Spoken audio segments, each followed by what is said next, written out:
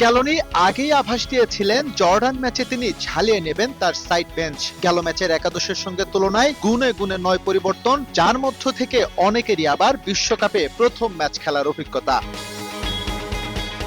B team নিয়ে জর্ডানের বিপক্ষে শুরুটা মন্দ হয়নি বর্তমান বিশ্ব চ্যাম্পিয়নদের। ৬ মিনিটেই প্রতিপক্ষের জালে গোল সেলসোর, তবে তা বাতিল অফসাইডের ফাঁদে। সেটা তিনি পুষিয়ে নেন ১৯ মিনিটে ফ্রি কিক থেকে দুর্দান্ত এক গোল করে। ২৯ মিনিটে আর্জেন্টিনার হয়ে ব্যবধান বাড়ান লাউতারো মার্তিনেজ। ডি বক্সে সেনেসিকে ফাউল করলে পেনাল্টি পায় আলবিসেলেস্তে। অস্ট্রিয়া ম্যাচে মেসির সুযোগ নষ্ট করলেও করেননি লাউতারো। এই গোলের আগে অবশ্য তারই একটা প্রচেষ্টা ফিরে আসে বল পারে লেগে। ২-০ গোলে এগিয়ে থেকে বিরতিতে যাওয়া আর্জেন্টিনা স্কোর পায় দ্বিতীয়ার্ধের শুরুতেই, কিন্তু এবারও জিওভান্নি লো সেলসোর গোল বাতিল হয় অফসাইডের কারণে। এর কিছুক্ষণ পর মার্তিনেজের শট ছুঁয়ে যায় জর্ডানের ক্রসবার।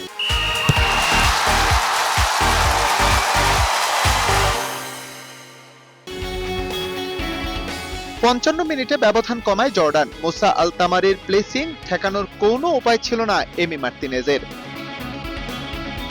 ৭ মিনিটে টিএনটিতে সবার অপেক্ষার অবসান। লাউতারো মার্তিনেজের জায়গায় মাঠে নামেন লিওনেল মেসি, একই সঙ্গে ম্যাক অ্যালিস্টার আর থিয়াগো আলমাদা।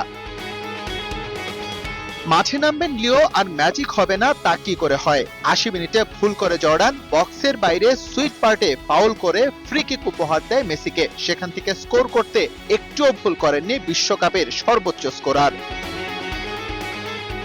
এরপর গোলের আরো কিছু সুযোগ তৈরি করলেও আর ব্যবধান বাড়াতে পারেনি আর্জেন্টিনা। জর্ডানকে ৩-১ ব্যবধানে হারিয়ে গ্রুপ পর্বে শতভাগ জয়ের রেকর্ড নিয়ে নকআউট পর্বে পা রাখে স্ক্যালোনি বাহিনী। এস এম ইকবাল, সময় সংবাদ, ডালাস, যুক্তরাষ্ট্র।